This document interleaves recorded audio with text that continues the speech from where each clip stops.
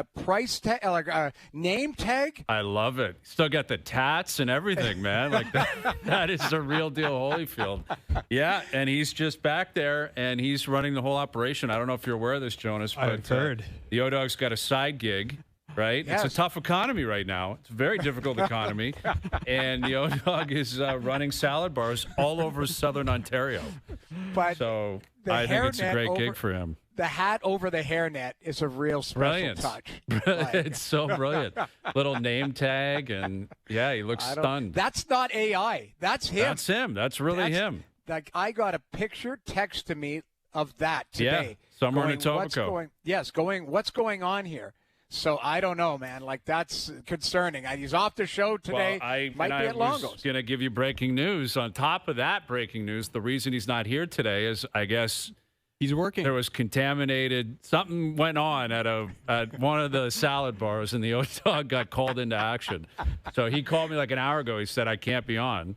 And I said, what are you talking about? He said, I'm not kidding you. There was an issue with someone mixed up the utensils in the salad bar, and I've been called into action. So I appreciate where his priorities are. Longos is a higher priority than OverDrive right now, and I can't blame him. So I'm glad that he's got a passion for that, and I'm sure he'll be back Monday with more stories. But, yeah, if you ever go into any of these salad bars, man, keep your head on a swivel. The O-Dog could be there. I was going to ask you guys, do you ever use the salad bar? All the time. I'm a big You're fan. A salad bar guy? Big fan. That was one of the COVID things. Like, remember how ridiculous everyone was with COVID? Yes. No one's ever going to shake hands ever again for the rest of humanity. And like 2 weeks later, people are like bro hugging.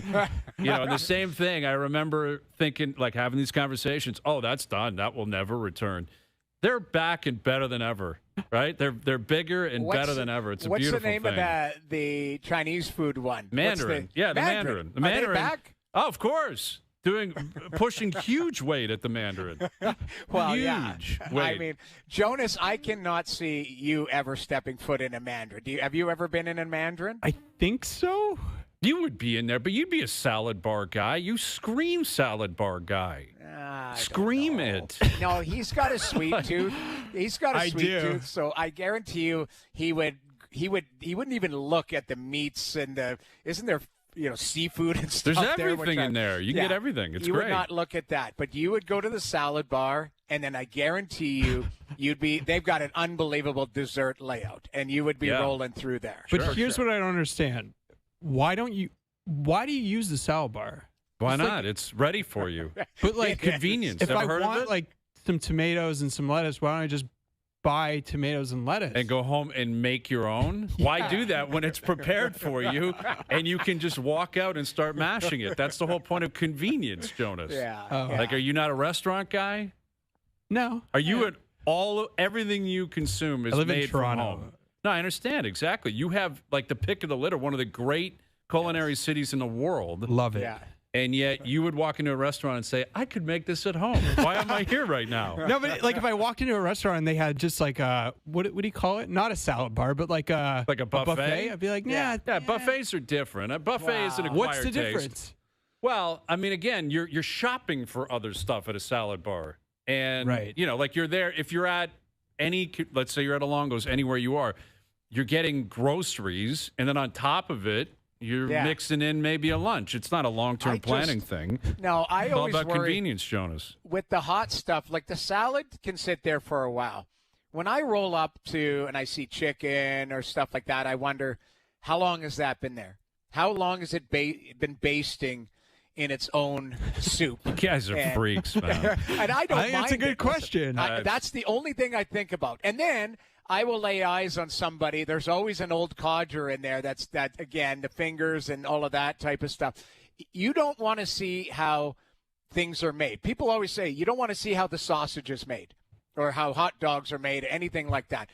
A salad bar or buffet, I'll go up, make my own food, and away you go. I just don't want to see how it arrived to that situation. I think that's where that applies to anything, but that's why the O-Dog is on the case, to make sure that everything's fine. The Salad King. Yes, O-Dog. Exactly. That's a good restaurant, by the way. The Salad King. Does that exist anywhere? It's in Toronto. There actually is a place called that? It's called the Salad King. Okay, there you go. All right, fair I enough. like it. Fair enough. Jason Spezza will join us later. We got MJ. We got Keegan coming up from Arizona. Braden Fisher is going to get the start. They're just skipping Eric Lauer tonight, which is reasonable. I mean, he's got a 7+ ERA. He's been a disaster. But they're starting with an opener in a series in Arizona that they got to go. They got to get some things cooking here. Yeah. So Keegan will join us from the park in about an hour and a half. And Stanley Cup playoffs are set, right? Which means the awards, no one can boost or deplete their value. Right, you two. I think they voters. were due today at 5:00. Yeah, they were. Did you get the email, Jonas, for people? Some people hadn't sent in. Yeah, I missed the deadline one year, so now I submit it like a week ahead of time. No, So I waited till McDavid's big night last night had no bearing on I already your had vote. him first. I knew what was up. You voted him number one for the Hart. Yeah. You get the impression he's going to win, or I don't know. Like Noodles, I kind of feel like it could be any one of those guys. Like I talked to someone, he's like, I have Kucherov one. Someone else is like, I have McKinnon one. Like I don't. I honestly don't know. Yeah, I'm the same way. Everybody I've talked to's had a little bit different take on a couple awards. The Hart was basically the Norris was a huge one for me because I had a tough time looking past 95 points for Evan Bouchard. Interesting. And I looked at his metrics too. This is the crazy thing. I dug in on his metrics. So there's a stat where it's called turnovers that lead to goals, okay? We see them on SportsCenter all the time. If Evan Bouchard serves up a pizza, it's played 100 times. He gave I think his number was 13 that he gave up for goals, okay? Zach Werenski, Connor McDavid, all these numbers were right there, 12, 13. So he wasn't a standout. What it was is he gets a lot more attention in a Canadian market than Werenski in Columbus, Makar in Colorado. So I started to look at that. That was the one I really struggled with, the Norris, because I thought you look at a guy like Lane Hudson, actually, his metrics he had a great season. Unbelievable. Great season. Can you find a spot for him with all the other Rasmus Dahlin, Morris Seider, Werenski, Makar, Bouchard? So I that's the one that was down to the wire for me. Well, TSN revealed their top 25 players of the season. So looking back on the year, which, again, this is not an exact science, and there's a bunch of different people voting. But the list came out, McDavid at 1, McKinnon at 2, Kucherov 3, Celebrini 4. Those were the big four all season in some capacity. Celebrini had a phenomenal night last night. He gets to 45 goals, 115 points. Passes Joe Thornton in terms of all-time, like a points leader for a specific season in San Jose Shark history. It's, you look at 18, 19-year-olds in the history of the game. Yeah. You're talking Crosby, Gretzky, very, very few people that have put up the numbers that Celebrini has put up. But they got Werenski as the top defenseman. Werenski is the top defenseman. Vasilevsky is the top goalie. That makes sense to me. I would vote Vasilevsky to win the Vezina. I would vote Werenski to win the Norris. I would go Kucherov for the Hart, but it's so close. It was between him and McDavid for me. Yeah. And my stance was at their best this year because it started with McKinnon out of the chute. It was like they never lose, and this guy scores every night, and he's unbelievable. Then it was McDavid. And then it was Kucherov. But Kucherov had a 10, 12, 15-game run that, in my opinion, was the best anyone's played all year. Yeah. Like, that was the best of the best, where it was 3-4 points tonight, absolute dominance. That was my separator. But it's splitting hairs.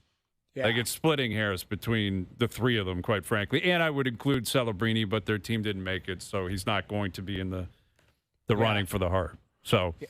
Jonas, it's again, it's splitting hairs. I felt my top three. I think everybody's top three were the same. Mm-hmm. Depends on where you put them. It's 4-5. I thought Celebrini was one of the 4-5, and then I looked at Pasternak. I looked at Suzuki. I looked at these are. It's hard to leave some of those guys off the list because of how important they are to their team, and then whether they make the playoffs, not all that type of stuff. What did you make on it? I had a hard time with number 5, and you guys are not going to like this. Uh-oh. I think we're underrating Makar. I just think we kind of skip past it. Said last week that we just kind of take McDavid for granted, and I kind of think that that's happened now with Makar a little bit, where it's The injury doesn't apply to him. He's been amazing, and like you look at all his numbers, all the metrics, everything is great. He does everything. He's on the best team. He played like he just. Why are we kind of just skipping past that? I feel like we're kind of like, well, what about Werenski? But like he is the best defenseman in the league. He had another great year. Like to me, it's like. So let me ask you, because you said he's on the best team. Yeah, so that matters. He's a big reason for them being the best team. Why isn't McKinnon? Does he get credit for that? Yeah, they both do. To me, I don't McDavid got your vote. Both of them. I don't do this thing where you can't have two in the top five. I'm not disagreeing with you. I'm just saying I find it's interesting how certain like the goalposts move for certain guys. But I think the goalposts move for all that stuff. Like possibly like we'll say this guy has worse teammates, so we should give him more credit. But then like Kucherov has really good teammates, but we don't bring that up. And like I don't know. Like yeah, I mean you can kind of twist it however this year. You can. Oh, we'll find out. Ultimately, the season's over. It was a disappointing season from a Canadian perspective. Wow. 3 teams get in, and not a ton of there are Habs on the list like they should be. There are Oilers on the list like there should be, which is interesting. Like it's Suzuki, Caulfield, Hudson, and McDavid, Draisaitl, Bouchard. 2 uber-talented forwards and an uber-talented defenseman from both of those teams. But you look at, obviously, the Leafs are nowhere close. I don't think there was a player on their team that was even worthy of being close to contention for the top 25. And Vancouver even further down the list. And today they fire Patrick Alvin. Yeah. So their GM's out. The GM in Toronto is obviously out, and they're still pursuing their next guy. Sonny Mehta has been hired down in New Jersey, so he's no longer available. I don't know if the Leafs, I'm sure they were contemplating hiring him, but I don't know if that was necessarily top of mind. But it does feel like now that the dust has settled on the season, it was not a good cycle for Canadian teams. It didn't go well. And Quinn Hughes being traded, is obviously at the top of that list. Yeah, and also you look at it like, There was a bad cycle for teams you thought would be there. Winnipeg and Toronto would be 2 of them, right? Like that. Mark Scheifele had an unbelievable great season, 100-plus points. Yeah, like this. And Kyle Connor was right there. It's just the problem, the injury to Hellebuck, the inconsistency of the group. And then we talked about the Leafs and just if Austin Matthews was healthy, William Nylander, if he was healthy, all of that type of stuff. But there was just too much there. And, Brian, I talked to you this morning. I mean, Jonas – You were the man of the hour. What was a couple days ago? Boy, how was your inbox and how was your phone that day when you dropped that article? It was okay. Oh, yeah? Okay. I don't know how much you want to talk about it anymore, but.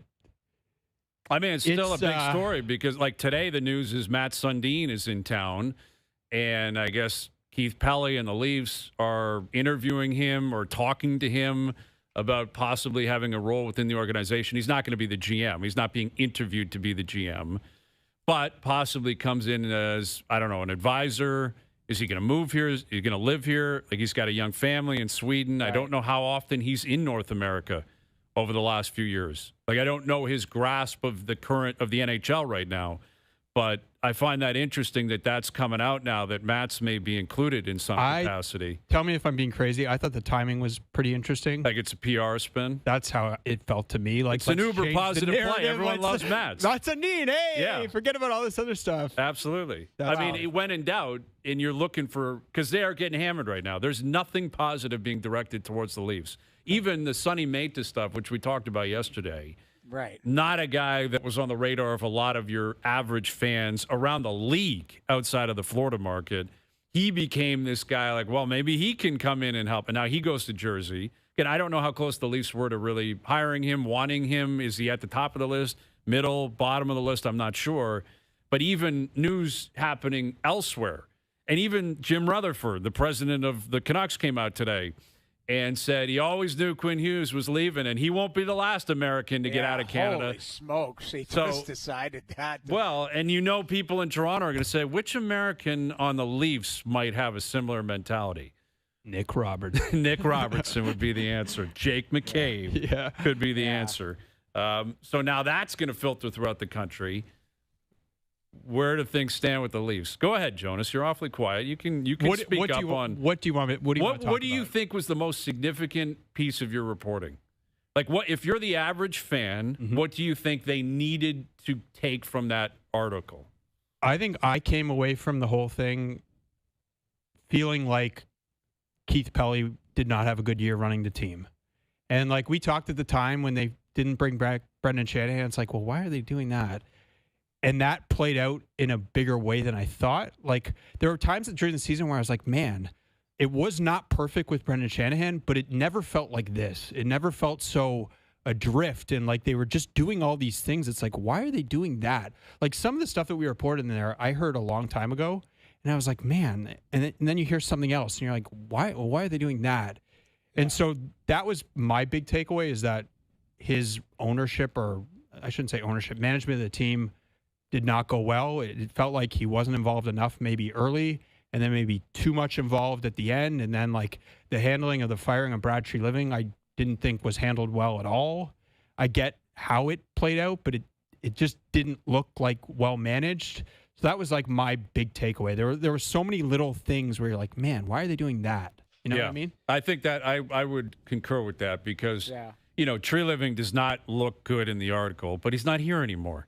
Right. So it's irrelevant moving forward. He's gone. Like Brad Treliving's not the GM anymore. The guy who is the president and CEO and still running the ship is still here. Yeah. And that's what really has changed. I mean, I said it yesterday when, you know, talking about Matthews and his presser yesterday, that for a long time here, because it felt like it was well insulated, like the house was built properly, Maple Leaf Sports and Entertainment, and the Maple Leafs in particular, in large part because ownership, Shanahan, the GM, coach, like everyone was kind of on the same page, and they operated well. Like they gave you a reason to believe, not that they're going to win, but they're not going to be a joke. Yes. They're not going to embarrass themselves or by extension embarrass the fans. It felt very stable for a while. Felt very stable. And what came with that is you focused on the players and said, okay, you got to pull your weight now, right? Sure, the team's not perfect. Yes. Sure, there's some holes here, but you get to a game 6 or 7, it's your turn now. Yeah. And in past years, when they'd fail, like last year, I was like, I got to hear from Matthews because I don't care about anybody else. You explain why you played the way you played Game 7. You explain how you played the way you played Game 5. You explain why you're not scoring at the same clip. Marner the same thing, Tavares the same thing, Nylander the same thing.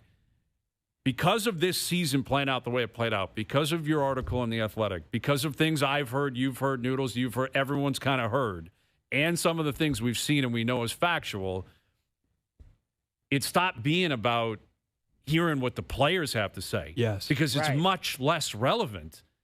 It's more about what is ownership doing and how is it trickling down? Yes. And how are they going to get this operation run properly? Think about like before this year. This was something I was thinking about like while we were reporting the story. How many times did we talk about the head of MLSE previous to this? Like there are some people who had that role. Like I don't ever remember writing their name down. In between Lewicki and Pelly, no one knew who they were. Right, and they never came up because like it was just there was Shanahan. Yeah, you know what I mean. And then like this year, it's like there's suddenly that person is really influential and maybe shouldn't be so influential. And like sometimes we say like experience matters, and maybe it doesn't matter. But like it really felt like it matters. Like that he had never done this job running a hockey team. Mm-hmm. You know what I mean? Well, and it can snowball on you because you look at what's happening. Some Raptor fans unhappy. And again, this is a very small portion of a fan base. Mm-hmm. But for the last 15 years, give or take, you know, outside of the building on a big playoff game, Jurassic Park, Maple Leaf Square, come on down, right? And my understanding is it originated just from fans saying, I can't get into the building, so I'm going to go down. Just listen to it. Be right there. Exactly. And it became word of mouth. And I remember when the Leafs made it in 2012, 2013, it was big. Obviously, when they choked in Boston Game 7, there were a lot of shots of that. Raptors, the same thing in the kind of Lowry-DeMar era. And obviously all the way through the championship season in 2019. And the Leafs for the last number of years. And I believe it started last year. And certainly it's happening now. In order to be there, you've got to sign up. You got to be a member. You got to sign up for the app. Yeah. Right? Which again is understandable. Like it's a business, but this is what can happen when things start going awry. That you lose the ability to sell, hey, it's a sport and it's a team and you're a fan, and it quickly becomes Actually, it's a business and you're a customer. Yes. And when it turns into too many stories or like, man, this is a business and I'm a customer and I'm not getting bang for my buck. Exactly. That's when you're in big trouble. And that's where the Leafs are at right now, and MLSE for that matter. Jonas, was it obviously you had so much put in front of you with this story. Was it surprising? Like, that was one of the biggest things. And again, reading the article, you went through and you reminded yourself, oh, I remember that. I remember that, because it was a long season and trying. But then, you guys point out, like, players had to kind of pay for this. And, like, I know it's not that big of a deal. And to the layman, us on the outside, it's like, what do you care? You make $5 million. What do you pay for a jersey or not? But it to me, it's the symbol of it. And I think that was what you were pointing to, Jonas, is like, in past years, it's just been accepted this, and this. And what has changed, again, is exactly what Brian's talking about, is it's a business from top to bottom. And that's kind of how they looked at it internally and externally. And that was kind of jarring or surprising for me, put it that way. Yeah, I just kept thinking of it like it's all these little paper cuts to your like foundation or your structure. Yeah. Like, and the discount is like a good example. It's like, does that matter in the scheme of things for these guys? No. But it's just like, if you hear about that, you're like, like if you're a player, you're like, oh, they're doing that. And then it's like, oh, the father's trip is not happening. And it's like, oh, the head of sports science is not coming back. It's like, and then it's like, and then, you're a fan and you're like, they're charging $1,000 for someone to wave the flag. And you're like, man, like what, why are they doing that? Death by 1,000. It's all these little things adding up, right? And furthermore, as you've pointed out, and we've all kind of heard, Mitch Marner, like within the room, Marner was a glue guy. Yes. Throwing the parties, right? Let's have the Halloween party at my house tonight or wherever it's going to be. And I think they've maybe lost some of that. 1,000% behind. So you got the suits doing what they're doing, and then some fabric within the room, and maybe it explains where we're at. But now they got to get the GM right. They got to figure that out. But they also have, like, this is the other takeaway I had, is like there's a lot of frustration and anger within MLSE that they're going to have to figure out, because like people who work there are not happy with all of this. Mm-hmm. You know what I mean? Like, it's not just fans who are unhappy. It's like inside.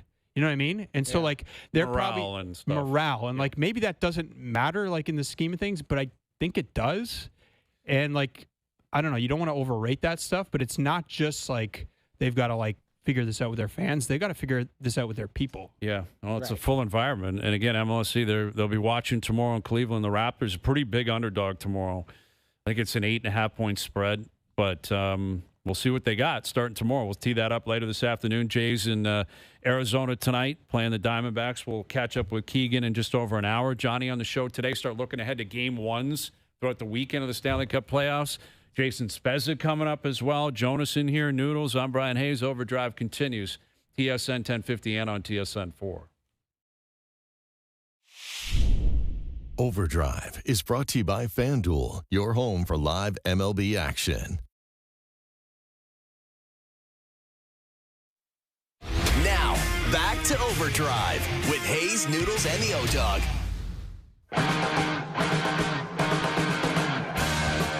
Mail-in Friday brought to you by Boston Pizza, Canada's favorite sports bar. This playoffs, BP is summoning the hockey gods to tilt the ice in Canada's favor. Join us and feast like a hockey god on our new playoff menu. See you for Puck Drop at your local BP. Kind of crazy that there's no Saturday night, 7 p.m. puck drop games for any of the Canadian teams over the next couple weeks. Sorry, that's a miss big time. Yeah. Like the Montreal Canadiens. How were they not playing on Saturday night? How do you not play Saturday night hockey with the Habs? Or Ottawa. I mean, for that matter, absolutely. Exactly. 3 o'clock, Ottawa gets both Saturdays. Like, I get, listen, that's above our pay grade. Mm-hmm. There's US TV involved, all of that type of stuff. But, I mean, the Habs on a Saturday night, you can't make that happen? Sorry. That's a mess. 100%. And it is the U.S. television, clearly. Yes. And understandably, Ottawa, Carolina is probably not high on their list. Like, with all due respect to both markets. That's not just an Ottawa thing. I think they look at Carolina like, I don't know. Like, when you have Pittsburgh, Philly, that's a dream for ESPN and TNT. Yes, I would think. Because those are two big Eastern markets. And it's like Philly Sid. in particular is huge, and you got Sid. Yeah. Like I would think that is probably number one. Yeah. I think Buffalo-Boston's big. Getting Boston back in is big in the U.S. Yeah, it is. That's right? fair. And having Yeah. Buffalo back in the playoffs. So, like, I understand it. Yeah. But, again, it speaks to the gravity of the Maple Leafs, where if they were in the playoffs, they'd be playing likely on the Saturday night. Yeah. Likely. They wouldn't be playing at 3 o'clock, put it that way. They wouldn't get tucked away. That wouldn't They're be not happening. getting tucked away now. They wouldn't be playing at 3 o'clock. Well, if Jason Spezza was the captain of the Ottawa Senators, maybe we would have That's a 7 true. o'clock game. You never That's know, very right? true. Well, he was in a Cup final back in 07. I don't think they were playing at 3 o'clock, right? I don't believe they were I playing doubt Cup it. final games No. at 3 o'clock. Here he is, the AGM down in Pitt. He's co-GM of Team Canada at the Worlds. There's Jason Spezza. How you doing, Jason? Good, guys. How are you? I'm doing pretty well. So, co-GM, how does this work? How are you guys prepping for the Worlds coming up? Yeah, it's great. You know, we have our calls. We have our calls together. Scott Salmon is on the calls from Hockey Canada. Kyle Dubas is on the calls, and me and myself, Tree, Andrew Cogliano, Greg Campbell from Florida, and you go through the names, kind of get everything sorted. You know, we've been working to get guys in buckets and respectful of the playoff race and how close it was. And just how, you know, teams weren't, everybody was almost in it right till the end. So really respectful to kind of guys' seasons and where their end of the year is at. But now we start getting down to sending out some invites and starting to get the shape of the team.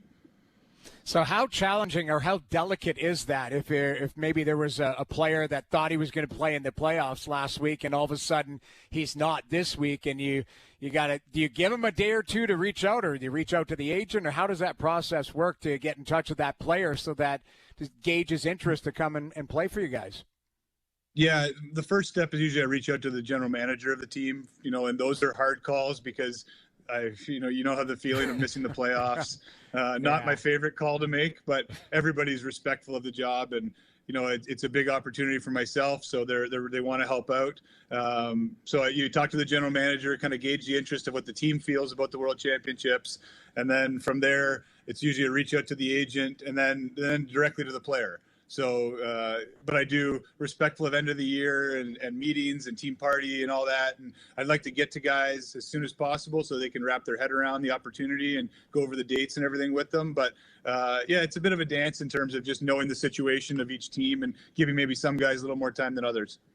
Well, we know of some veterans that are going to be available for you. John Tavares, Mark Scheifele, Ryan O'Reilly.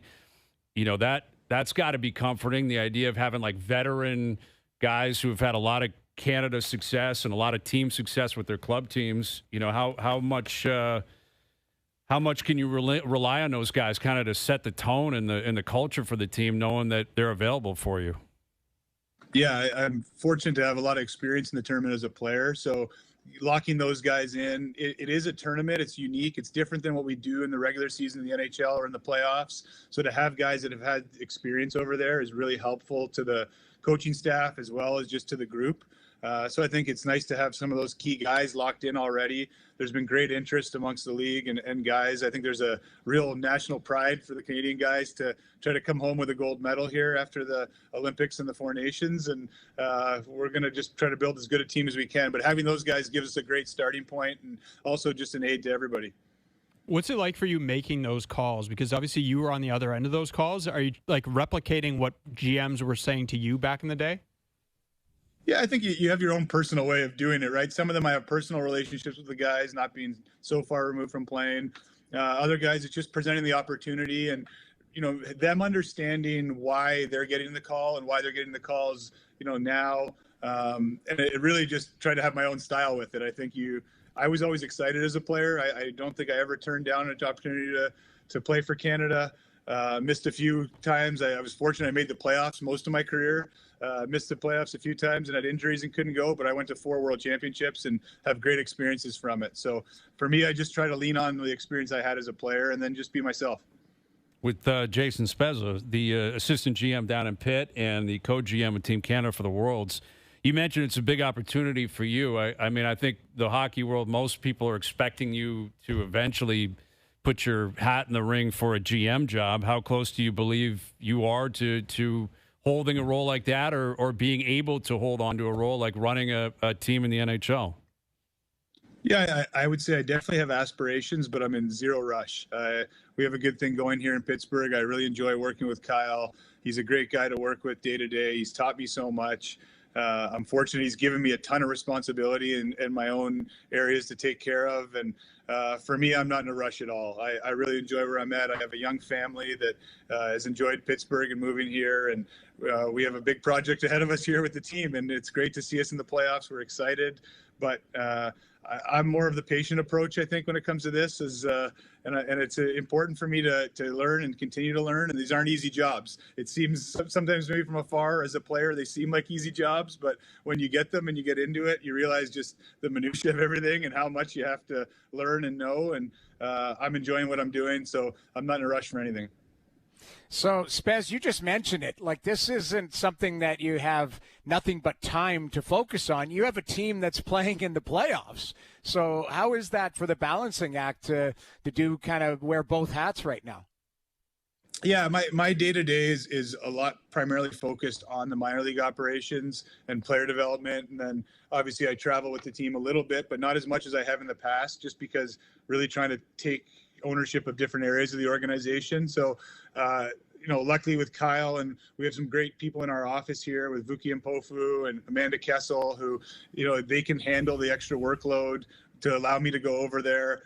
I talked with Kyle quite a bit about it, and I knew that if I was going to accept the opportunity, I wanted to do it right, go over there and do a good job of it. And we went through kind of what that ripple effect would be to the Penguins, and we felt that it wasn't going to affect the Penguins at all. I'll still be watching all the games. I'll be obsessed over everything we have going on. And with the time change in video, I'm thankful that I can keep up to date. Being in Wilkes-Barre and Pittsburgh, I do a lot of the work with our coach, Kirk McDonald, from a distance because of the distance between the two clubs. So it won't really change our daily flow of kind of talking at the start of every day and end of every day. So I've worked through how it's going to work, and I want to make sure I do a good job of both. With Jason Spezza. So it's Pittsburgh-Philly in the first round, which is a great matchup, Battle of Pennsylvania. And your social media team, we took some hits. I took some hits. Noodles, I think you were in there, always in there as well, because we didn't predict you'd be a playoff team this year. How did this happen for you guys? How did you go from missing the playoffs the past couple of years to not only making it, but really being a pace car in the division for a lot of the season? I think all the credit goes to the players and the belief they had in themselves. And I think that right from training camp, Dan and his staff came in, set the standard, made some changes to how we play the game, but also leaned on the experience we have. And then I think one of Dan's greatest strengths is the ability to get the most out of players. And I think the players feel that. And we've felt all year that we're truly a team. And we rely on all four lines. We rely on the depth of our defense, and we've had good goaltending all season. And we really have approached this all year that we can't put our foot off the gas at all. And Dan and his staff haven't. And when you have a leadership group like we have with so much success, it's just been there's been ups and downs like every team, but we've been steadfast in kind of our approach to the things this year, and it's paid off up to this point. And I'm excited for our group because they've really earned it. Sitting from my chair, it's been great just to see the guys get rewarded. And as it gets tight towards the end, I would say I was a massive fan because the guys just deserve to get in the playoffs and have done everything that we've asked of them. So I'm happy that we were rewarded with that, but the job really starts now. Well, you look at the leadership group you talked about, and Sidney Crosby and Gino and Letang, who've been there for a lifetime. But then you look at a young kid like Ben Kindle, who's come in and really, done a very good job. Is it just the right mix, like you say, and just everybody feels like they're pulling on the rope and getting it done? It's just not Sid's team. It's a team of guys right from the top guy down to the bottom guy. Yeah, there's no doubt. Like Sid creates daily excellence, and the standard is that if you're not on for the day, you'll be exposed around here because Sid just his approach to every day has a trickle down effect. But on top of that, we've had lots of guys come in and been given opportunity and have career years. And then the young guys have bring the juice. They bring the energy around the room. We've had a lot of, you walk down through the dressing room and you hear the laughs and you hear the guys poking fun at each other. And to me as a player, I always kind of incorporated that with then you have something. And we have a lot of life in our room, and we have a group that loves playing hockey, and it's been fun to watch them. But Sid sets the daily excellence for sure, and outside of that, the guys have really pulled the rope, and guys have really embraced the opportunity. Expand on that daily excellence. Like what does that look like for Sid, and how does it permeate the rest of the group? Well, there's lots of talk about his superstitions, but I think that mostly what he has great routine and he has great experience, and he leans on that. And the way he approaches every day, the way he's our best player in practice a lot of days, he's in the gym. You know, he's been able to really set the standard over the course of his career in terms of just how he approaches the game. And as a player and as a teammate, you feel like you have to meet that standard. And it's a special thing that I don't think many people have. And we were lucky to have him, Tanger, and Gino, who have been here for a long time. And then the emergence of Eric, in terms of him feeling like he can really be a leader, and him to really impart his wisdom and his approach to the game too. And it can't be understated how good Eric Carlson's been as well for us. So it's been cool to see.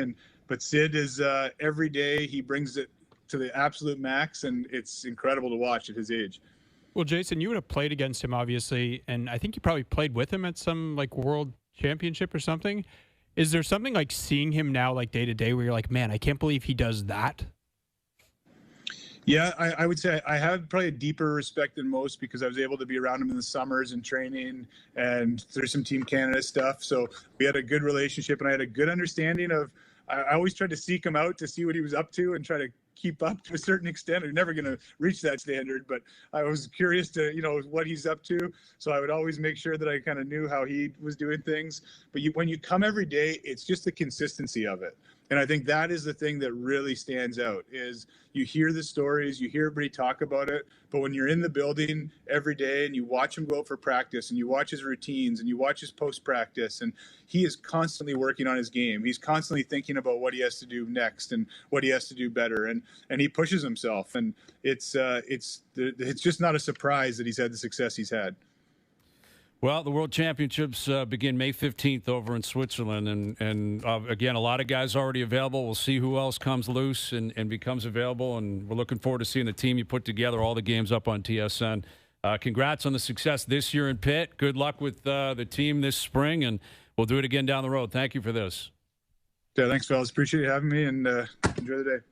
You got it. Jason Spezza, assistant GM of the Pittsburgh Penguins, co-GM with Brad Treliving. Yeah. What do you? Kind of interesting that Treliving. Yeah. He's got another gig. He walks right in. Team Canada. Well, what does that say? I mean, it says that Tree still has a lot of clout in the league, and you look at it. I don't know the reputation of the Leafs. Like, is it Keith Pelly? Is it what's going on? Like, you talk to people throughout the Leaf right now, or throughout the league right now. The Leafs are fascinating, and I think that's why it's so key for Keith Pelly to get this next hire right, because it can help, it can help turn or at least push the organization in the right direction for the next 3 to 5 years. If he gets the wrong person or wrong people, it could set them back, Big time. Big time. That's where I think it's key, right? Yeah. And again, the objective is key as well, which we're not going to know publicly. But what are you telling the new hire? Are you saying you have to make the playoffs next year? That's dangerous. Yes.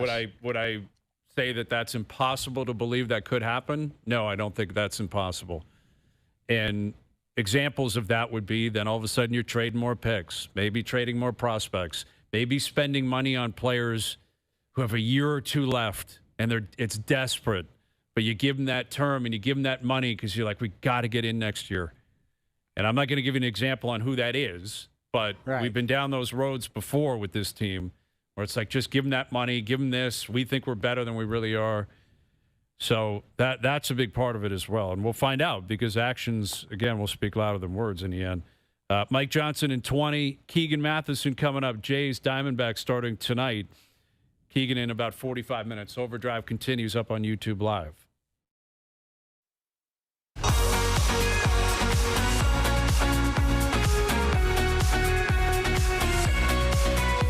All right, best bets coming up later next hour. Round 1 of the Stanley Cup playoffs starting tomorrow. Play-in continues in the NBA, but the real stuff starting tomorrow. Raptors in Cleveland. They got the Sens-Canes time, right? They get that 1 p.m. tip-off tomorrow. Just sneak them in early. Raptors, Cleveland. The play-in games in the NHL. Did you guys watch any of the NBA ones? There were some very good ones. Yes. Very the good ones. Charlotte-Miami game was phenomenal. awesome. Phenomenal. Yes. There like you, but that's what you would expect, like not blowouts in games of that magnitude. But just think about like if we had it in hockey where it's just like a one game do or die to get in, it'd be great, wouldn't it? It would be. I still think we should have a play-in. Like 32 teams in the league. It used to be 16 or 21 teams in the league and 16 would make it. Now it's 16 and 32. I still think there should be some form of a play-in, something like that. And I also I think it should be 1 versus 8. I think you should go back to that. Yeah, that 100%. Format. So they're not going to do that with Bettman. Like I do think whenever there's a new commissioner, and there will be at some point. I'm not running Bettman out. I'm just saying it's inevitable. There will be someone new. And I could picture it being an Adam Silver type transition. Yes. Where when Silver came in for Stern, and Stern and Bettman very similar. Like they run a tight ship. Work together at the NBA. Absolutely. Bettman worked for Stern. Yeah. Come from the same law firm in New York.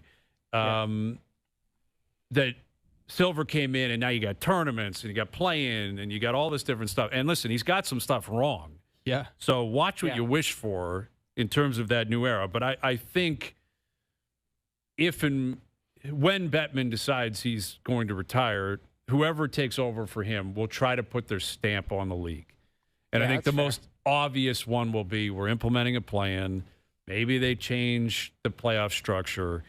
Maybe they're willing to expand to markets they weren't in the past, most notably this one right here in Toronto. Yeah. Because Bettman won't do it. Yeah, I could see that being the case.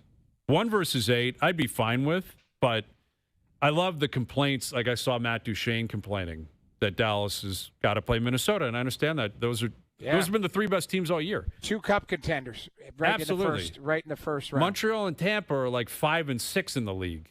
Right? The Atlantic Division's been dealing with this forever. Like, Leaf fans don't want to hear you complain about this because the Leafs have had to play Boston and Tampa every single year in that 2-3.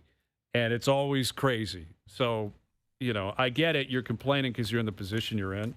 You know who's probably not is Edmonton. Like, I think they are salivating with the idea they're playing Anaheim in the first round. Absolutely salivating. I mean, they got a better draw than Vegas. Way better draw than Vegas.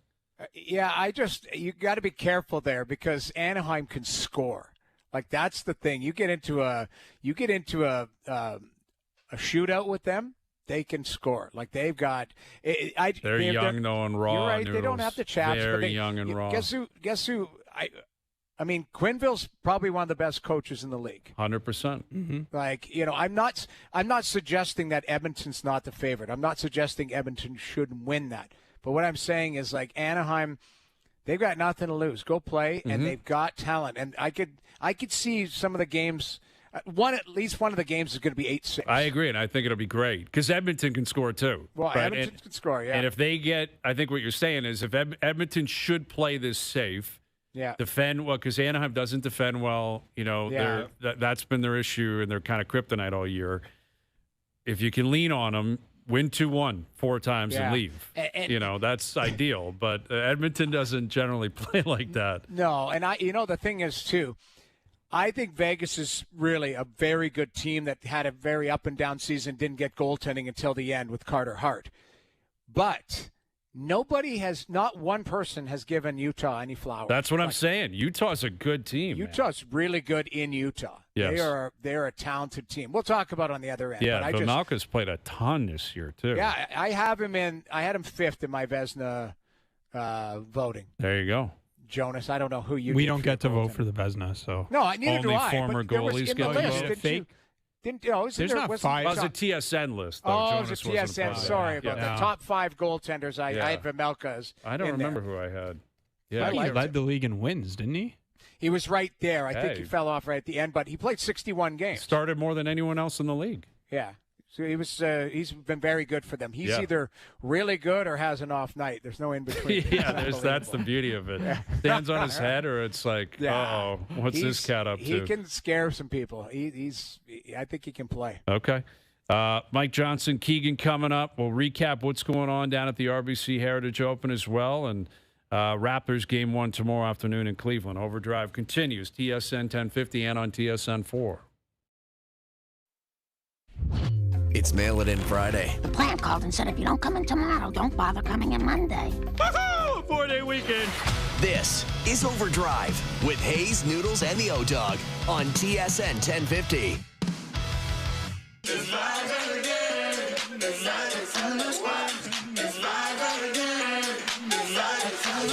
Hour 2 OverDrive continues, powered by FanDuel, bringing you everything from the opening line to the final score. Brian Hayes, Jamie Noodles, McLennan, Jonas Siegel, and here from The Athletic. Jays D-backs tonight, Raps Cavs tomorrow. You got day one of the Stanley Cup playoffs tomorrow. Got a great golf tournament going on this weekend. Beautiful weather outside. Everything's great. Everything's great in Toronto. Beautiful weather. Hold on a second. You said it's supposed to snow on Sunday, Well, it? but I'm talking about right now. I mean, today it's enough. like this is patio weather. I'll bet you Boston Pizza on front's rocking right now. Probably. Rocking right now, as it should be. But interesting news out of Vancouver. I guess not surprising necessarily, but Patrick Alvin, their GM, fired. Jim Rutherford stays on. Rutherford is the president, and he's going to run the operation moving forward. But it's just been a year of exits in Vancouver. I mean, when you look at Quinn Hughes wanting out, they trade him. Rick Tocchet a year ago deciding, I don't want to be a part of this. You know, they've really got to figure it out. And obviously the Leafs aren't far behind. Calgary feels like they have a plan, right? Yeah, like they've got a plan and they're building. They're not necessarily close, Although, but Brian, they have a plan. They won last night, Noodles. You were so right. I laughed, though, because they called up some guy that, and listen, I know goaltending, or I tried to know it, and I'm like, who the hell is that starting for them? It was a Russian guy, like, I can't even pronounce his name, but and he's standing on his head. The shots were 11-2 in the first period, LA. And then LA, I know what happened between the second and third between LA and Calgary. They looked at the score and they saw that Anaheim won. So they're like, we're done. We're done. We're playing Colorado. Then Calgary won in the third. And it kind of messed with both things. Because Calgary, they don't need those 2 points. Right. They didn't need them. Right. It's a draft position. So, listen, Calgary. Yeah, I know. I hear you. And they need a lot of people focused on Vancouver winning the lottery here. Calgary needs a lottery win too. Yep, right? absolutely. Like, obviously, the Leafs need, that's the crazy thing. Now, they hold on to their picks this year and into the future. The Leafs, it's a very different story. But as it was pointed out to me, and I'm sure many others last night, with Calgary winning last night, they finish a point behind the Leafs. Rangers a point behind the Leafs. Both of those teams held the tiebreak on the Leafs. So if the Leafs at any point over the course of the season just lost 1 point, they would be in third last and guaranteed to keep the pick this year. That is important. A little bit of important. Can Like them battling back against Anaheim, you just had to win that game. Going into Boston, had to win that game. They're trying to make the playoffs. Trying to make, you had to do it. Can I start, Mike, with a question about that? Yes. Okay, let's bring him in. Here's Mike Johnson, our TSN hockey analyst, joining us here on the Maple Toyota Hotline. Go ahead, Jonas. So, Mike, an interesting hypothetical with that top 5 protection. If the Leafs keep it this year, the next 2 picks they don't control. So there's you could make the argument. It's like, well, would you rather just give it up this year, knowing it's going to be, let's say it's the 6th pick, or would you rather not have it, I guess, keep it one of the next 2 years goes keep to it potentially Philly in 27 or 28. Does that make it any sense the way I asked that? No, not at all. But I know what you're asking. That was a terrible question. Yeah, the answer is depending on what they do, Jonas. Because if they are planning to strip it down and rebuild right from the scratch, then they are better giving up this pick and keeping one of the next 2 years. Absolutely. Right. Because those picks will be bad and they'll need them later. If they're going to retool, then you take this one and then you trust that you'll be somewhere, worst case scenario, picking middle of the pack, and then that wouldn't be as bad. Sort of depends on the direction. We've talked about this before, but in many ways, what happens with this pick kind of forces their hand. If they are in the bottom 5 and they keep it, they're forced to retool. They're forced to try to be good again the next couple of years, because you can't play 2 years bottom 5 in the league and give those picks to Boston and Philly. That would be insanity. But even though, you could be big picture, it might be what you should do, but you can't afford to do it. So I think I know what you're saying, and it might have been better to have finished 8th and given this one up and have, not have to give up the next two. But if they keep this one, then it almost directly tells you what they have to do going into next year, which is not bottom out, means try to be good again.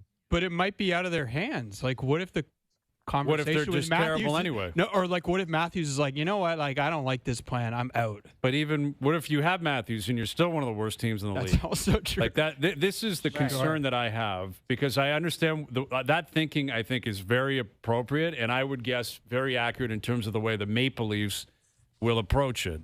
They might approach it this way anyway. I mean, Keith Pelley basically told everyone they're going to try to retool and get back on the horse, which I'm okay with that. It was an awful season. One horrendous season. Yeah. Last year, they were what they were. The years before that. So I understand why you would have that viewpoint. And I'm talking collectively, everyone thinking, try to just be good again next year. But if you start running your organization where the goal is not, we need to win a Stanley Cup, the goal is, we can't hand Boston and Philly a first pick, then you're dead. You're dead anyway. Because, Johnny, you're a Torontonian. You remember the 90s. You remember the late 80s. When they traded that Lindros pick away, they were making deals to make sure that they didn't hand over the first overall pick. Like, because they were that bad. They were that bad. And it wasn't about a big picture plan. It was like, we're going to get so embarrassed here. We're going to hand Eric Lindros over to New Jersey. We can't do that. Yeah. And then they caused themselves even more problems for years because they got so obsessed with their own ineptitude in the past as opposed to actually having a big picture plan. So I don't know. Sunk costs is what I guess what I'm saying is the deals are done. They're awful trades in retrospect. They're killing them. But you got to do what's right for the big picture of the organization. That's where I stand on it. Go ahead, Johnny. You're not wrong. Hayes, you asked me this before. I told you, which would I do? The better play is to take it down. Mm-hmm. And if that means trading away really good players, and that means 5-7 years of poor finishes, whatever, sure. But I don't think they're going to want to do that. I don't think the owners are going to want to do that. I think there is a sentiment that maybe with Austin here, we wanted him to stay. He won't want to do that. I mean, you say, what if Austin's not down with that plan? There's only two plans. Try to be good next year, try to be bad next year. Yes. Of the two, which one does Austin likely want to do? Right? He's not going to sign like, you know what? Yeah. I don't like this to be good next year. I think we should bottom out and let's hang in for that for a couple of years, my last 2 years of this contract. So he's more likely to be on board if, and it does matter to some capacity. But Hayes, what they should do in a vacuum, which you and I like to talk about, you're right, but they're not in a vacuum. And I think 2 years of constantly being reminded as Boston picks whatever that DuPont kid, that will haunt them more than they are willing to take on. Plus the financial stuff, plus the TV stick, all those other factors that are not just about hockey right now, which people will hate, but that is a business, that is the reality.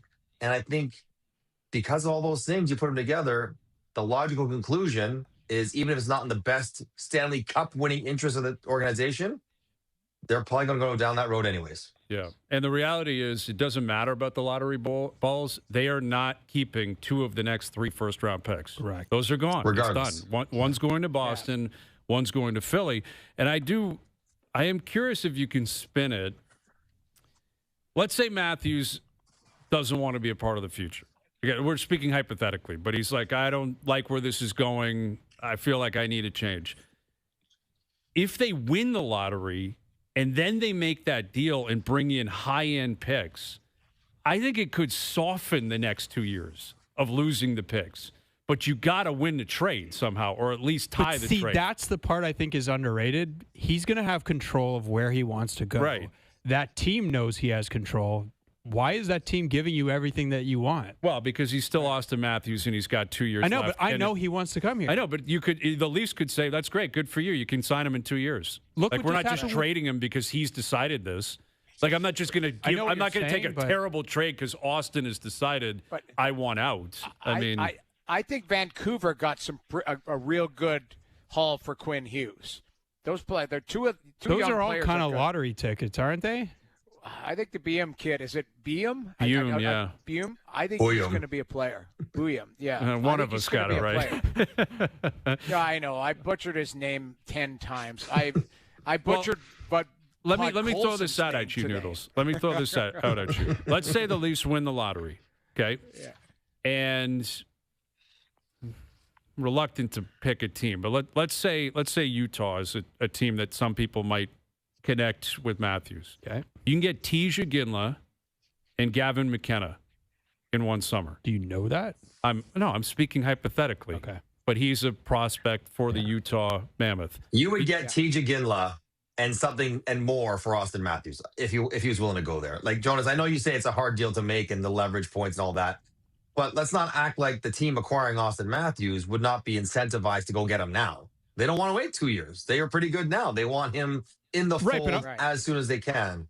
But if I'm Austin Matthews, I want there to actually be talent. But there is there. Keller's there, and We just saw this with Panarin. Like he was like, "I'm going to go to that team." Panarin is not now the he's equivalent expiring. of Austin Matthews. I know, but I see your point. Like those kids, like, do you think? I think we're both probably right. I think it's probably. I hear you, but Matthews, I don't think is sitting there saying, "Wow, Ginla could be a really good player in 3 or 4 years." Like, No, he's like, but if I'm going here, I'm ready to rock right now.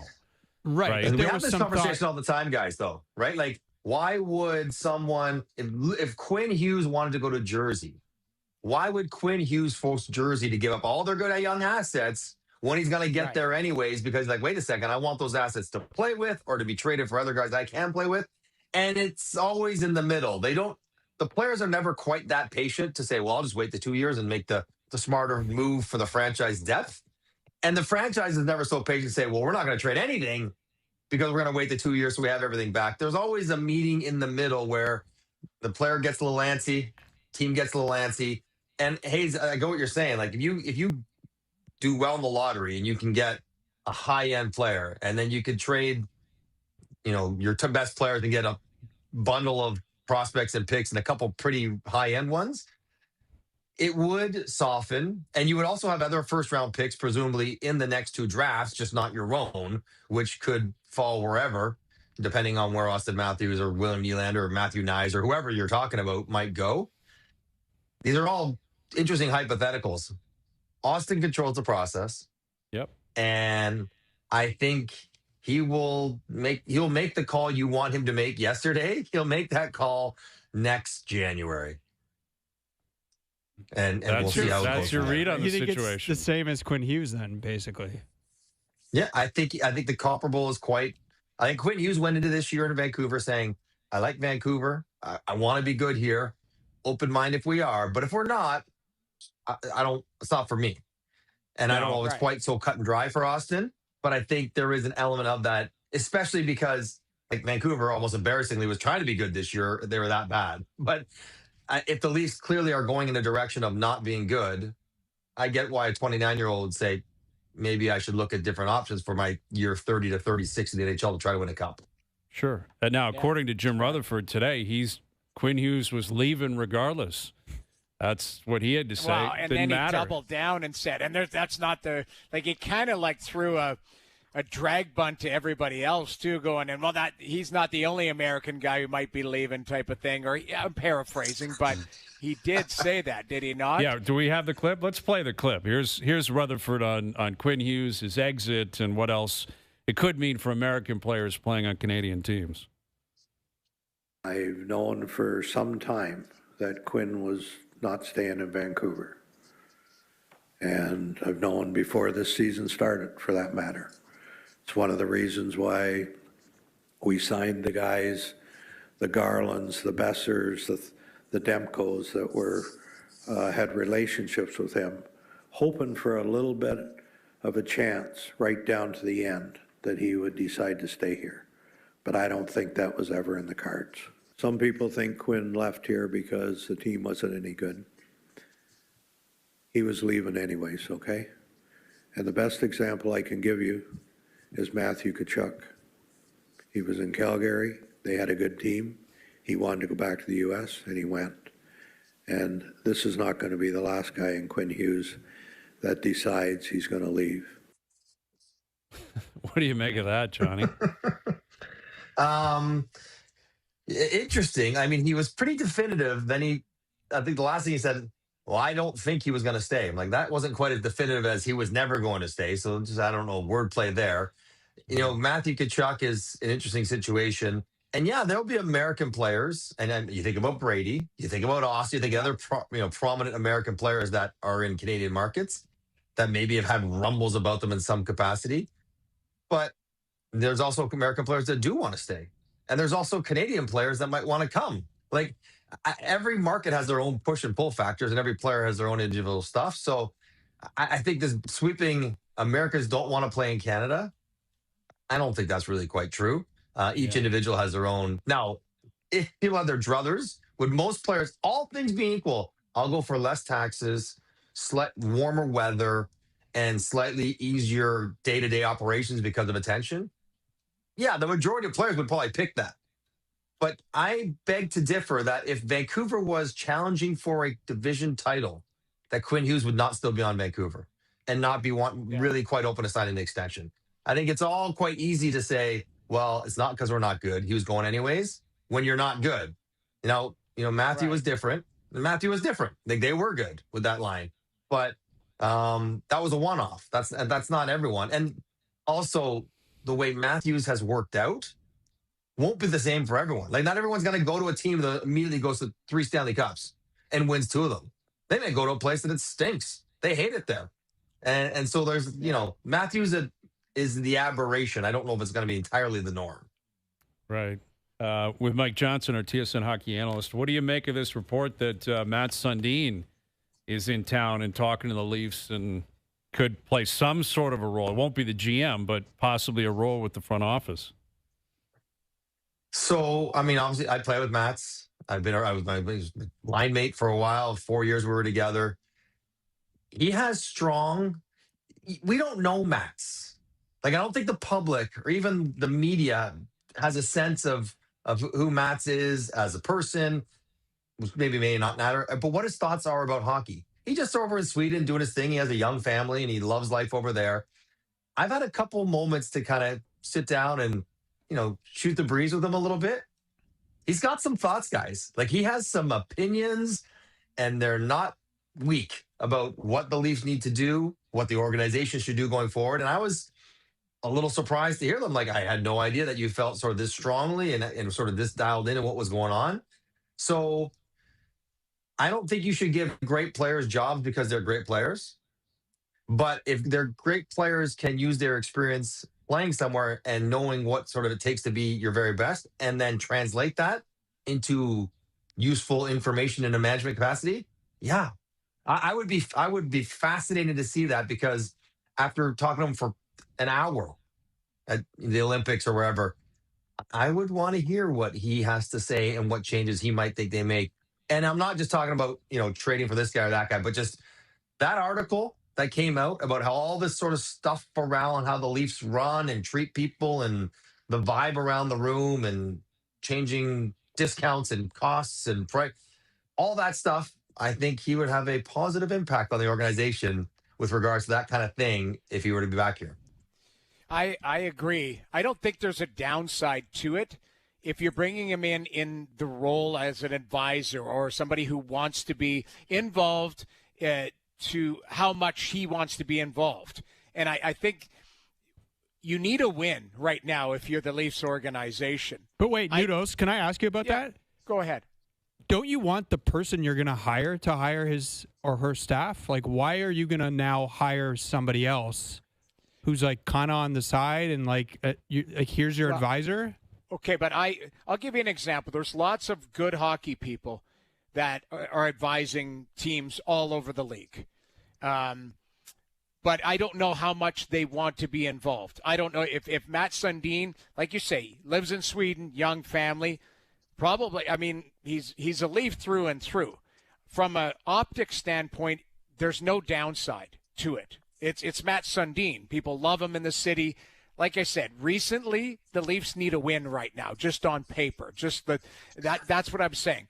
But to your point, Johnny, if he can bring value to the organization, you're not making him and paying him $6 million as the president. What you're doing is saying, if you're Keith Pelly, you're using a resource that knows, that played, that knows the city, that knows the game, and might have a differing opinion outside of some of the hockey observers he's talked to. I think it's a win. Again, not as your president and not as your general manager, as somebody who could advise, who's smart in the room.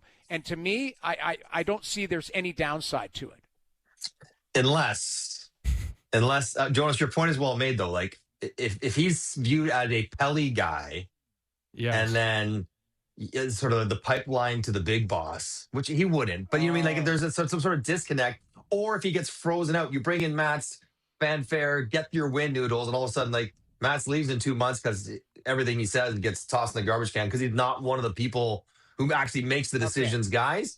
You know, there is that sort of dynamic you'd have to be concerned with, although I think Matt's would sort of have the respect, and Matt's also understands about the sanctity of the like the team of which he would be part of in a management capacity versus the executives, which I don't think he has much interest in being part of. So, but Jonas, your point is well made. I mean, we talk about this at length. President, GM, staff, coach. That's how it flows. That's what the org chart looks like. That's how the hiring should go, because you need everyone to fall not in line, but it has to be cohesive with a plan that they all work and complement each other. Yeah.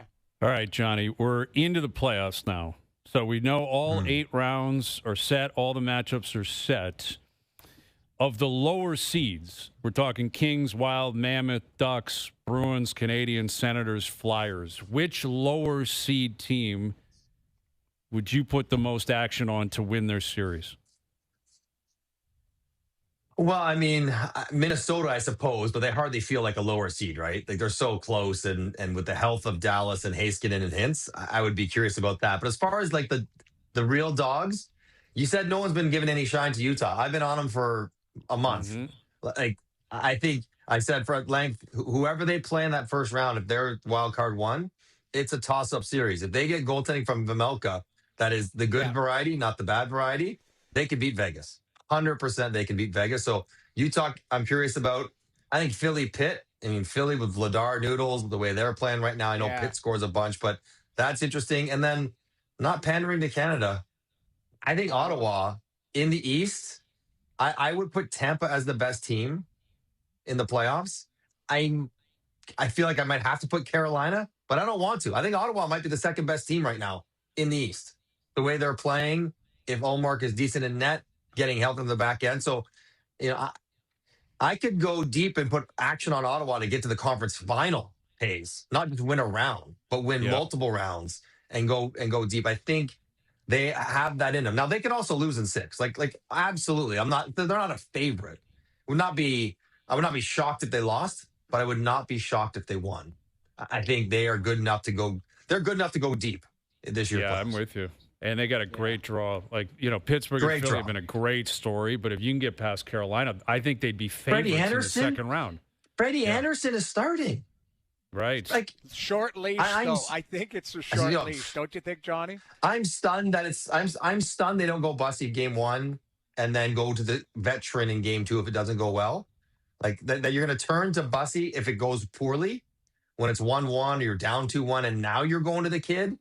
Not kid, but the guy with no inexperience in the playoffs. Right. I thought they would just, in case it doesn't go well, it seemed to make more sense to go from Bussy to Anderson than vice versa. But yeah, like, you have to, like, you know, you can't be intimidated by that matchup if you're Ottawa. You're like, no, we can handle this, and they can. Yeah, I'm with you on that. I think Montreal, it's different because of Tampa's history, right? Like, they have an aura to them, which they've earned. Yeah, but Montreal, if Dolbish plays well, they can score. There's something about that team, man. Like, I'm curious how they look in the playoffs. Like, Tampa's going to try to intimidate them a little bit, try to play heavy. Can they fight through that? I'm curious because they got a lot of talent on that team. Yeah, right. Like, I think Suzuki's history, Caulfield's history, Hudson's history. Who are the 3 guys you're probably going to target? Say, let's go try them. Let's see how they deal with it. They've all been good in the playoffs. They all have. And I don't think you're pushing them out of a game. And Slafkovsky's a monster. Demidov's a monster. Like, I don't think they're, there's not really anybody else to sort of target specifically. And Tampa, you're right, Hayes. Like, I just said they're the favorite in the East. They're not as good as they once were. Like, they're just not as deep. And Victor Hedman, if he plays or if he doesn't, he's not the same. Like, J.J. Moser is their best defenseman. Now, they have great, Jonas, underlying defensive numbers. Like, some of the best in the league are in Tampa. Yeah, and I know this. yeah. Like, John Cooper has done an amazing job there. But J.J. Moser is their best D-man. So if they can just, Montreal can get through this, then if Montreal beats Tampa, Montreal would probably be the favorite to go to the Cup if they can get through Tampa in round one. Do you think you'll see Fowler? And I'll tell you my opinion in a second, but do you think we'll see Fowler? Not unless things are going poorly. I mean, if they get through, I know Dolbish is emotional. I know he rides a roller coaster at times, but he's been good. Like, he's been really, really good. So he doesn't have a short leash. I think he'd have to play poorly, not just them lose 2 games. He would have to play poorly in 2 games in a row for them to consider it. What concerns me about Dolbish is what you exactly said. He's emotional. You go back and watch the game against Philadelphia the other day where Michkov scored his 20th. Watch Dolbish slam his stick, smack kick the puck his legs away, around, smack the I watched a game not that long ago where they were defending a lead and their defenseman I think it was Matheson, Matheson, a veteran, fired it towards the open net and missed and icing. Dolbish skated out and was yelling at him. I thought Matheson was going to sucker him. And all I could think about is, the goalie is so emotional. How is that going to go in a playoff round if Corey Perry's going to be pressing his buttons? You know that Hagel, that's what worries me for Dolbish. Is I think he's a very good goaltender. He needs to keep it in check so that he doesn't allow himself to get off his game. You know what's interesting? I hope I've talked to Marty. Gets in. Go ahead, John. Yeah, well, he's smooth. I've talked to Marty about this, Marty St. Louis, and he's like, he doesn't try to corral the emotional fluctuations in Dolbish. He's like, no, that's who he is. I'm not going to try to I'm not going to neuter him emotionally because that's what makes him good. So we'll see how it plays out. I mean, Fowler, I think we all believe he's the guy, right? Like, he's such a good goalie. Whether he's ready for it this year or not, who knows? But the Habs are set up everywhere. Like, they're just good sort of everywhere right now and going forward. I do think the Dobson injury sort of underrated impact on them. He played with Matheson. They were their number 1 D pair. He is the right shot that they now don't have in their defensive core other than Alex Carrier, who's not nearly the defender he is. That hurts. But, no Hedman. So, I mean, I guess, each team can deal with it. They're good. If they play them tough. I saw them beat them a couple weeks ago in Tampa, straight up.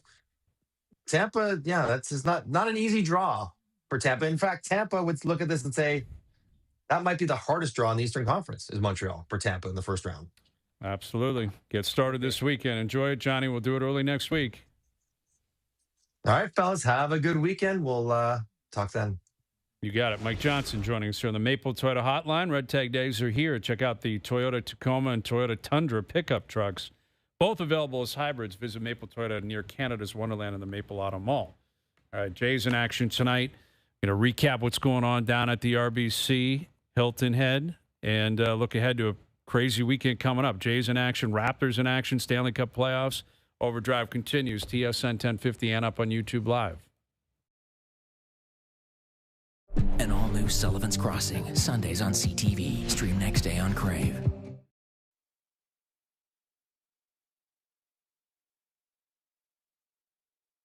Now, back to OverDrive with Hayes, Noodles, and the O-Dog.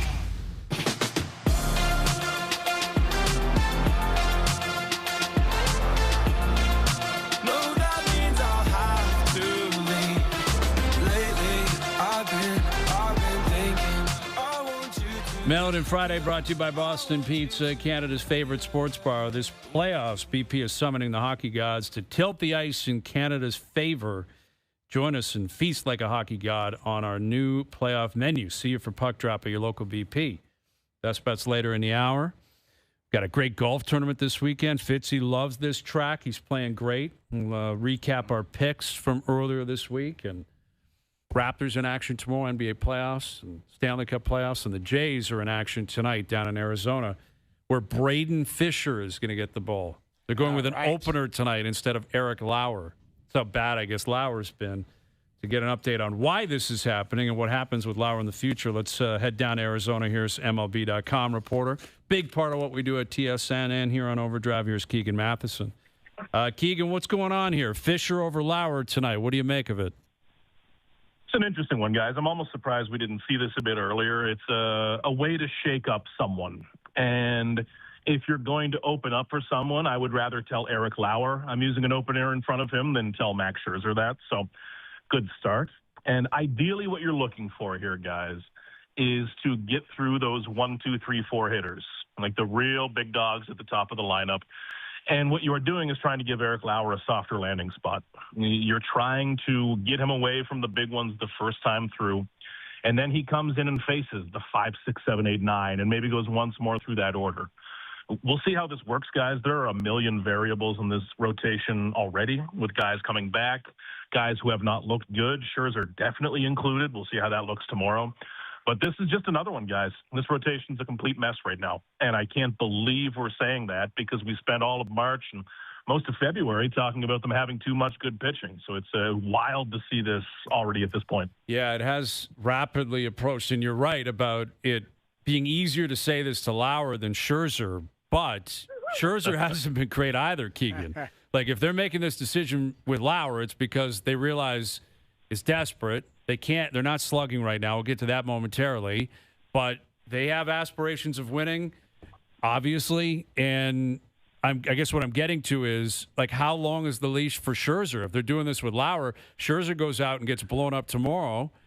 Why does he get a start guaranteed in 5 more days? That could get uncomfortable really quickly, especially, Hayes, we're still talking about forearm tendonitis and all of this. And listen, 2 things can be true at the same time. And I think that is what's been lost with the Max Scherzer discourse, okay? He's a Hall of Famer, yes. And yes, it was really cool when he had a good start in Seattle and yelled at John Schneider on the mound. That was great. I think it's erased from people's minds that he had a 5+ ERA last season. And this season has not started out good. That still needs to be acknowledged, and it has just not been. It's surprised me how people talk about this situation. I think it should be more of a talking point. Yes, Lauer has struggled early on. He also had the flu, and it looked like he lost 20 of his 190 pounds overnight. So I give the guy a break for another start or 2. But Scherzer, when you're dealing with this forearm issue especially, that's making me nervous. Now, ideally, he's past it, and we can see him work through this and have his full health. But I'm not sure how that happens with a forearm. It's going to be a big one this weekend because Savage is coming back. Patrick Corbin looked good enough yesterday, certainly more than good enough. And then Jose Barrios is going to be coming back pretty soon after Savage. You're going to be getting healthy arms back. They've said from the beginning the best 5 guys are going to start, and that is how you need to behave if you are trying to be a World Series contender. Keegan, how does the bats get going? Maybe the advice is being played over these speakers, fellas. If you're looking for your baggage, I can tell you which carousel it's on at the beautiful Phoenix Arena. Fellas, I landed in Phoenix at the exact same time as the president. Do not recommend it. So I'm just kind of hunkering down in the airport. Let me tell you, fellas, and then I'll get to the lineup, guys. But I got into the Uber the moment they shut down the roads, put in about 40 minutes in an Uber, not a single rotation of the tires. And I had to say to the guy, listen, I'm just going to get out of your car now, man. I don't care if I pay for it. It's on the company, but I'm going to pop back in the airport here. So we're hanging out luggage side. I like it right now. You know, it's a bit of a debacle, but it's not all glamour and adoration on the road, fellas, you know. But the lineup right now, they need extra base hits. John Schneider said it, and he's dead right. They need extra base hits. This looks like the 2024 lineup. This looks like the group that was trying to hit 4 singles in a row and score 1 run that way.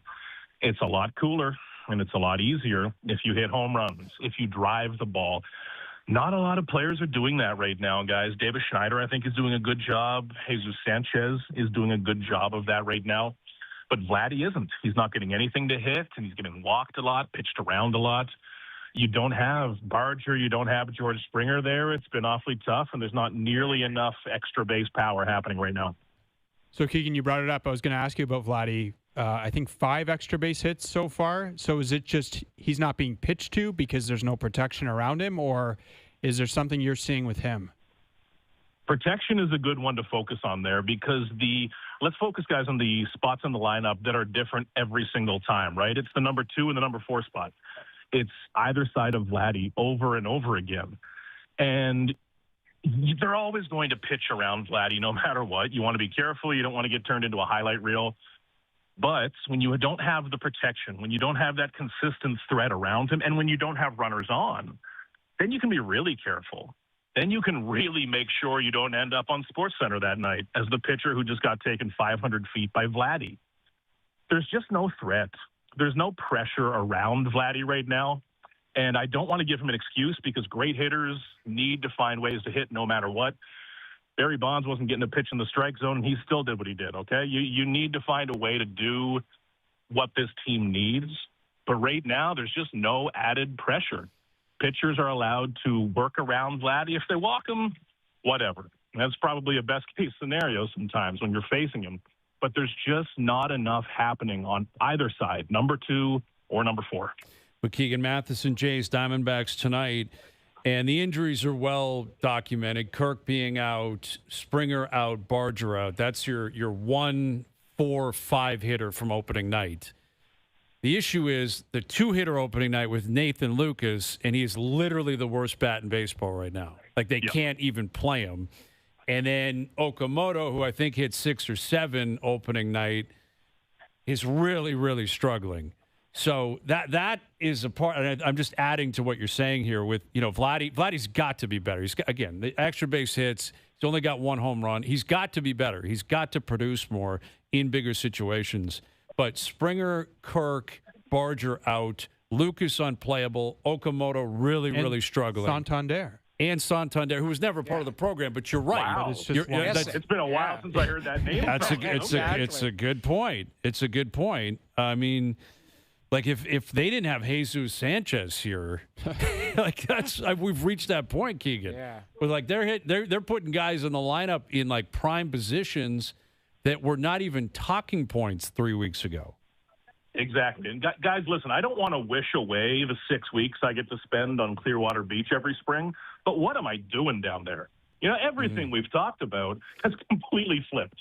It's amazing to be talking about Jesus Sanchez as one of the most important bats. We spent so long talking about Barger, about Varsho, who has been good, about Okamoto, maybe getting that offense rolling quick and early. I never expected Nathan Lucas to be at this point right now. Nathan Lucas is such a sturdy, rock-solid professional bat. Like, he's not going to be an all-star or a superstar, but he was put in the lineup so often last year because he's sturdy, he's reliable, and that's just not happening.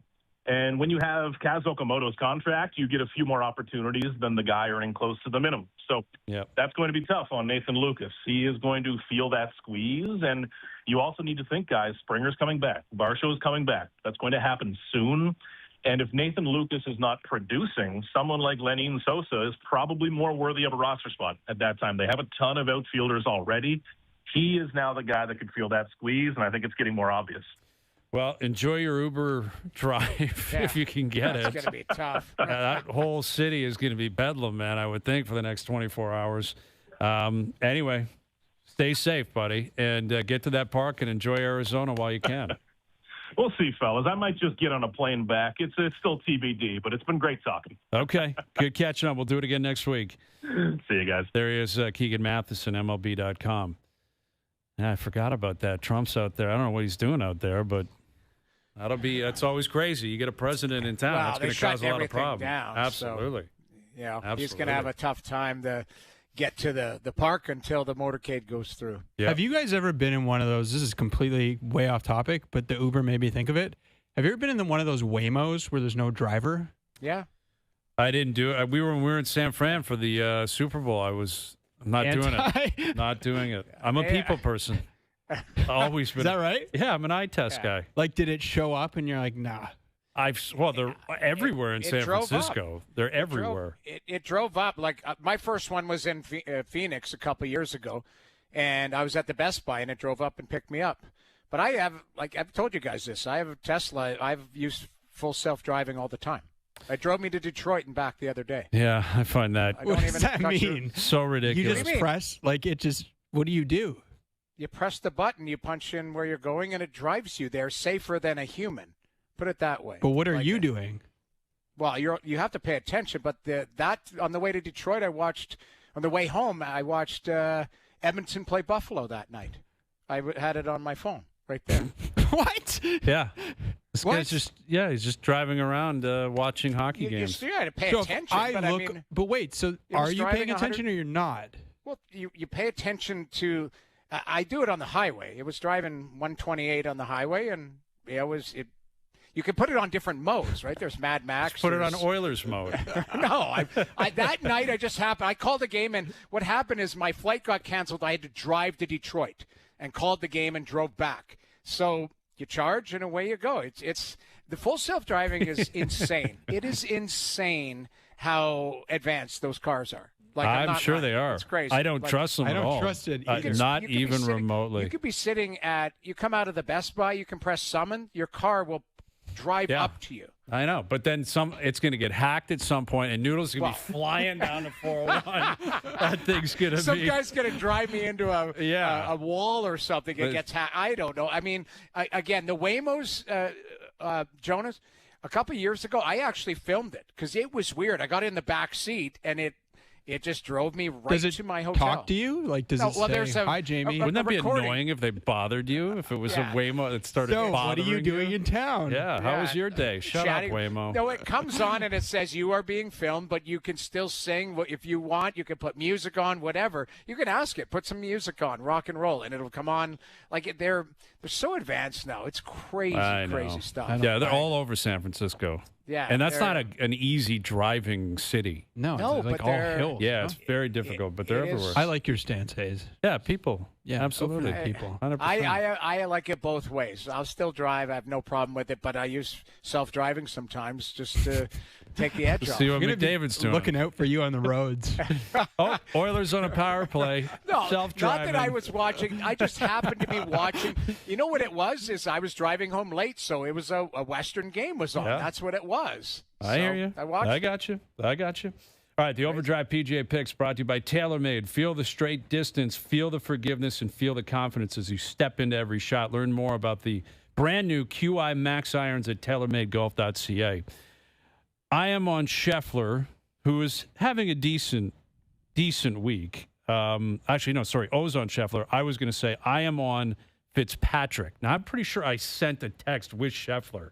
Did I miss something, Doogie? And O said, no, he's not allowed to have him? Yeah, that's what it was. He took it. That's what it was. That's so gutless. I love how Doogie just sits back there and doesn't tell me that. I'm like, I'm on Scheffler, and I'm reading this because I was away on Wednesday. Doesn't matter. I'm on Morikawa, and I'm on Fitzpatrick, and he's leading the tournament. He's at 14 under.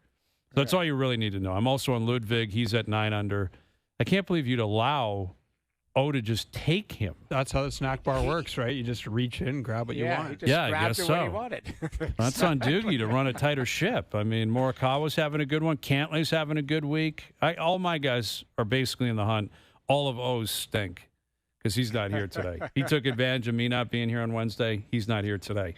OverDrive PGA Picks brought to you by TaylorMade. Feel the straight distance, feel the forgiveness, and feel the confidence as you step into every shot. Learn more about the new QI Max irons at TaylorMadeGolf.ca. All right, best bets coming up. Recapping a busy afternoon. Looking ahead to what will be a great weekend. Raptors, Cavs tomorrow. Jays in action. Stanley Cup playoffs. Great golf tournament. OverDrive continues up on YouTube Live.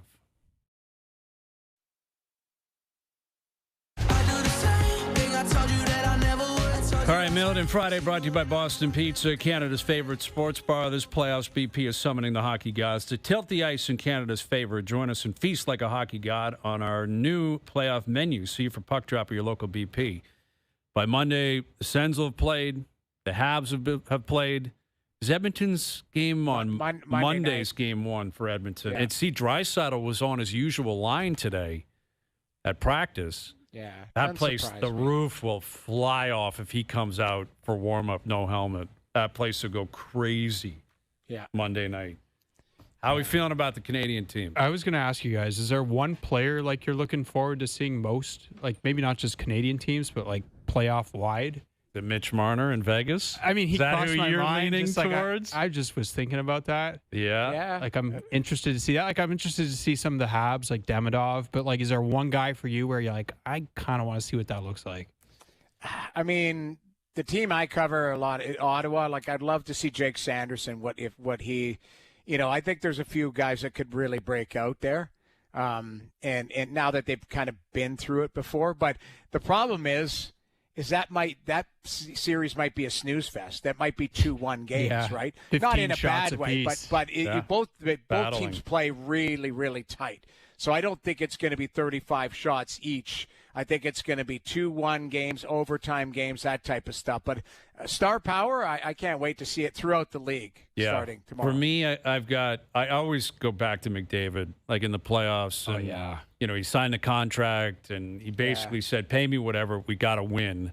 They've had an up-and-down season. I think they've got a really good first-round matchup. Doesn't guarantee anything, but I think they should be able to take advantage of Anaheim. And then I think buildings like Buffalo back in the playoffs. Like, what does that look and sound like, right? What does the Bell Center sound and look like? What is, obviously in Ottawa, what are they going to sound and look like when they return for Game 3? Best Bets powered by FanDuel. Make your picks and assemble a same-game parlay in seconds on the FanDuel Sportsbook app. Leading Carolina in Game 1. I don't think Ottawa will be shell-shocked. Remember last year the Leafs dismantled them Game 1. I don't picture that.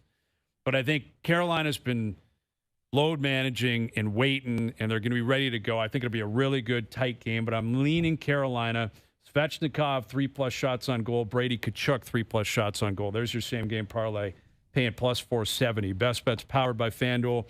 Same-game parlays available for every Stanley Cup playoff game on the FanDuel Sportsbook app. Please play responsibly, 18+, physically located in Ontario. All right, Raptors, Game 1 tomorrow in Cleveland. Jays in action, Stanley Cup playoffs, golf this weekend. It's a beautiful thing. Snow on the weekend. It's going to be awesome. Can't wait for it. All right, thanks to everyone behind the scenes for helping out. We appreciate it. Everyone for tuning in today, TV, radio, podcast, web, and, of course, up on YouTube Live. Enjoy your evenings. Enjoy your weekends. We're back Monday at 4 p.m. We'll chat then.